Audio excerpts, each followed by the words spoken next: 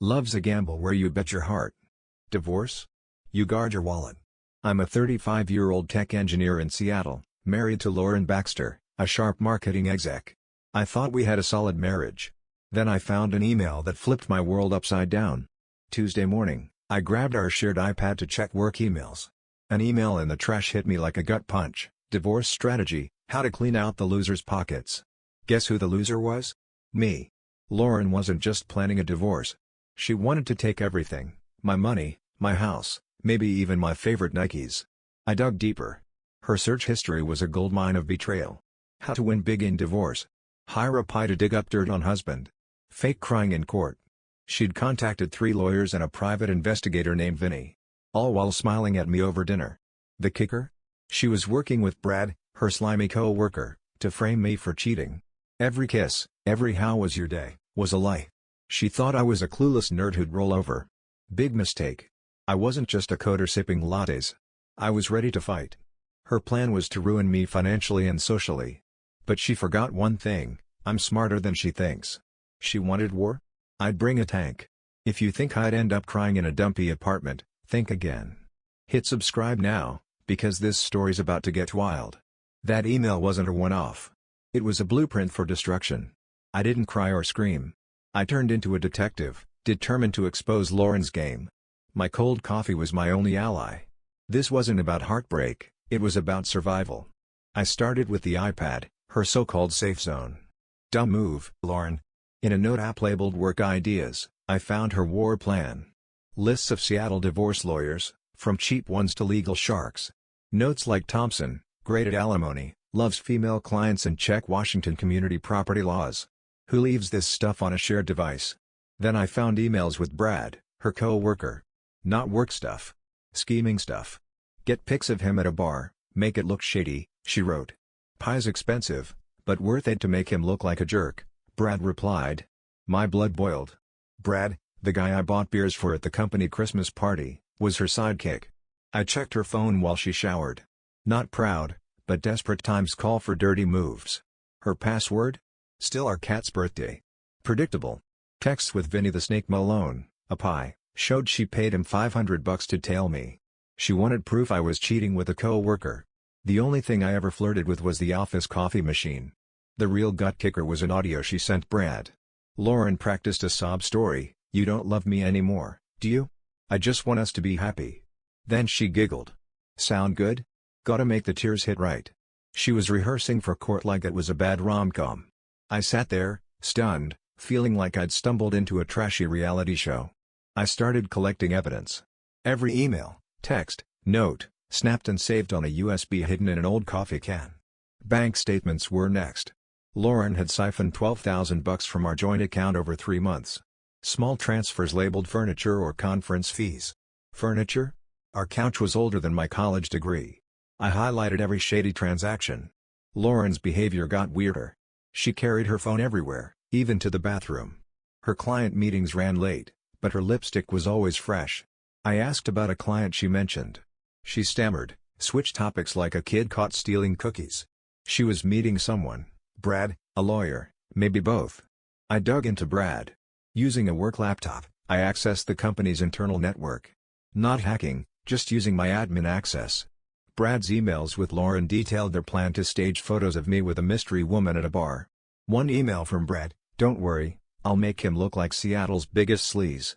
I saved it all, grinning. Brad was digging his own grave. That night, Lauren came home, all smiles. "How's work, babe?" she asked, voice dripping with fake sweetness. I wanted to call her out, but I played along. "Same old, you?" I said. She didn't know my every word was a chess move. I wasn't the naive tech bro anymore.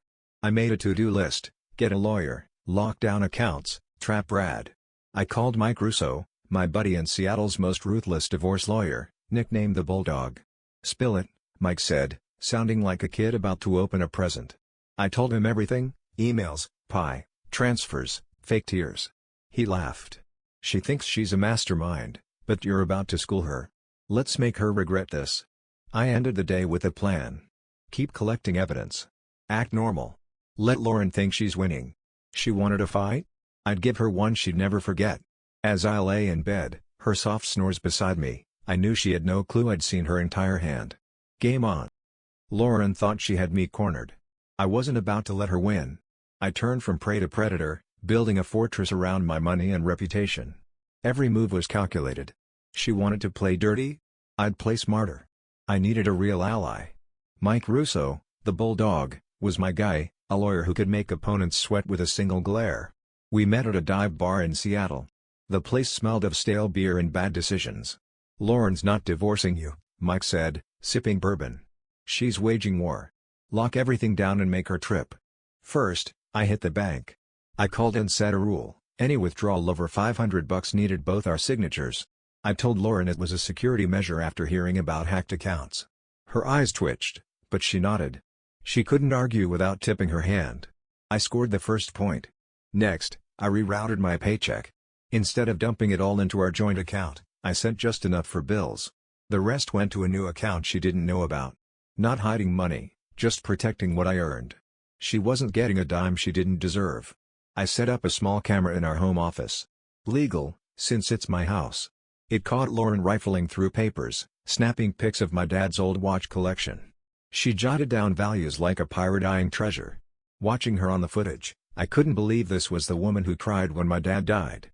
Now she was pricing his legacy. Lauren got sloppier. She took private calls on the balcony, whispering like I wouldn't notice. I overheard her tell someone, probably Brad, "We need a few more pics to ruin him." She started carrying a briefcase to her client meetings. One night, while she slept, I checked it.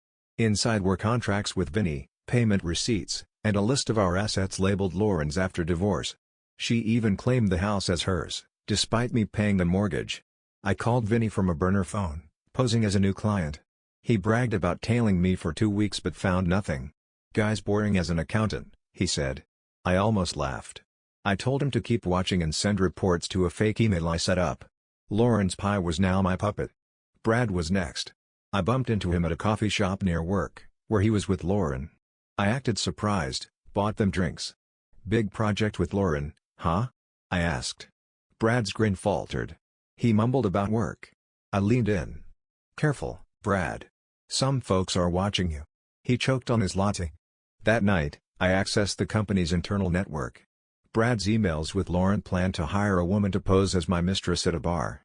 I saved every word. Lauren tried baiting me at dinner, complaining about chores, her phone angled to record. I stayed calm, joking about cleaning tomorrow.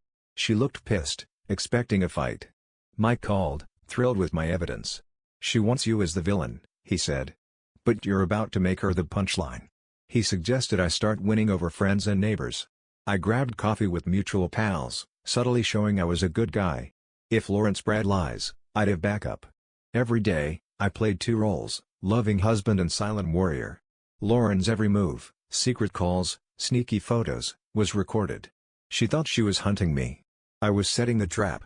When she made her final move, I'd be ready to turn her game into a joke. Lauren thought she was pulling strings. I was about to cut them.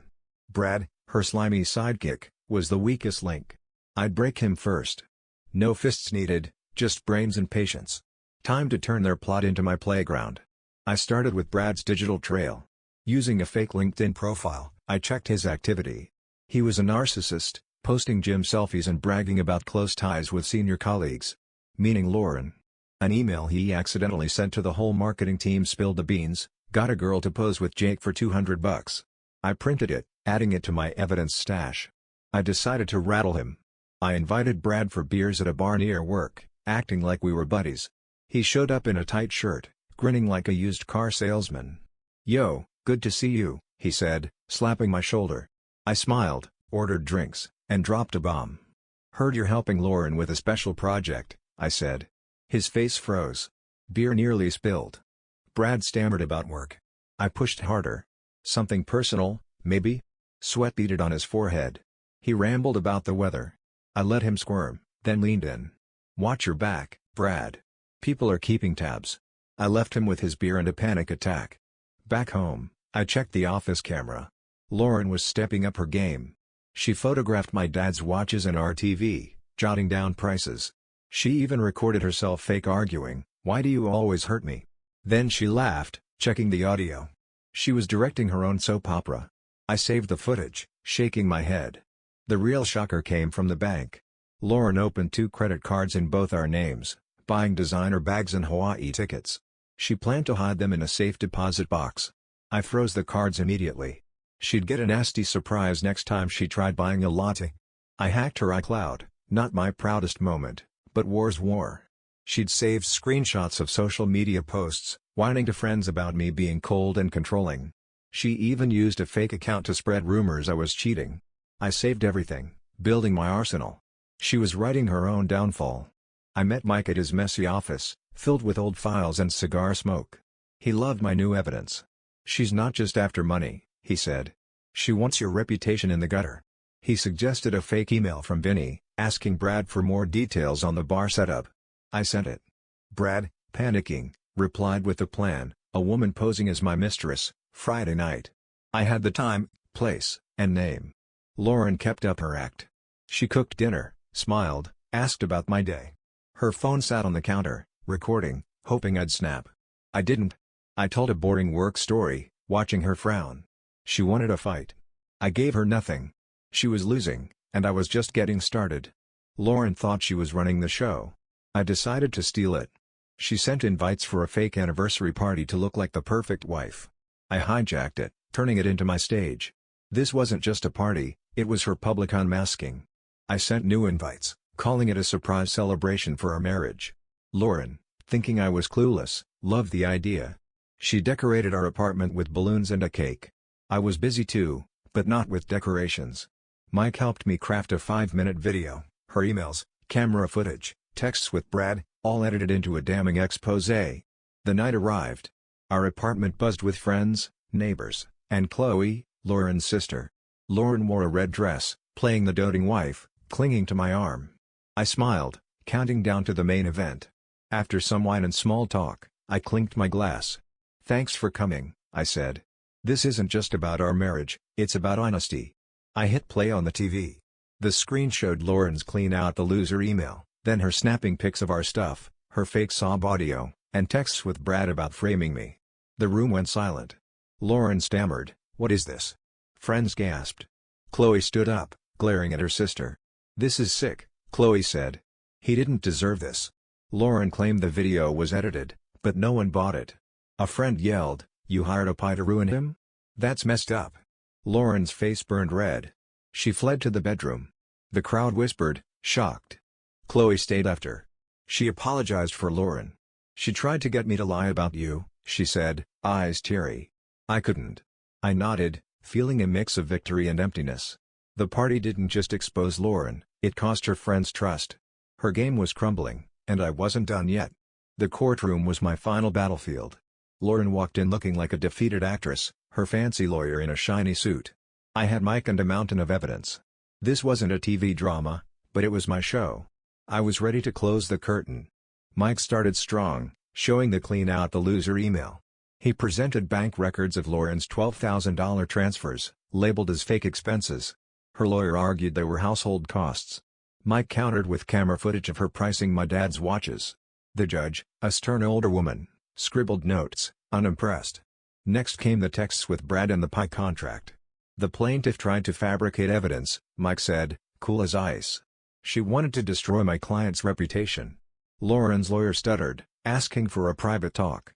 I heard her yelling through the wall, "Why didn't you warn me he had all this?" Her confidence was gone. They returned, looking beaten.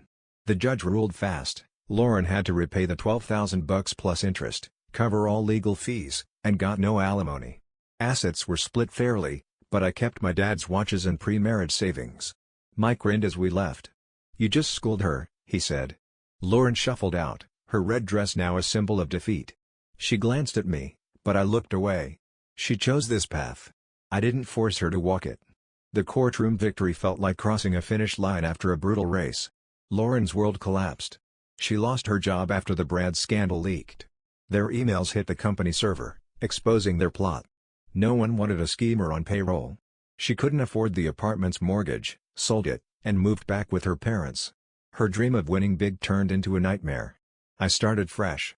Old investments Lauren never knew about, stocks my dad set up years ago, paid for a penthouse overlooking Puget Sound.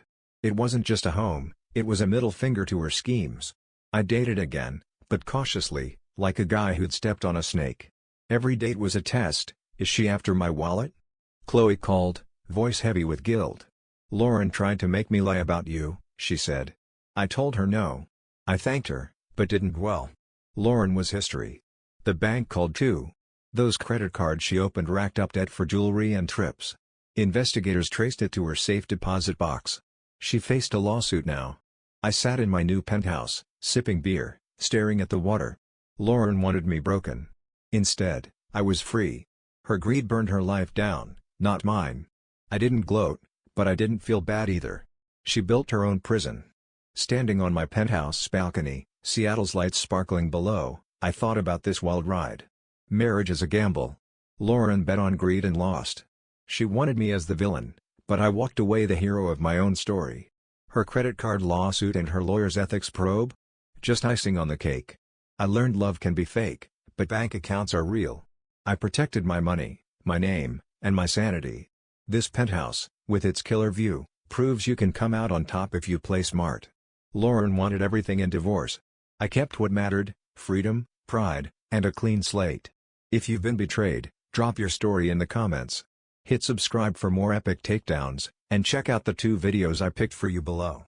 Thanks for watching. I'm off to enjoy this beer and my hard-earned victory.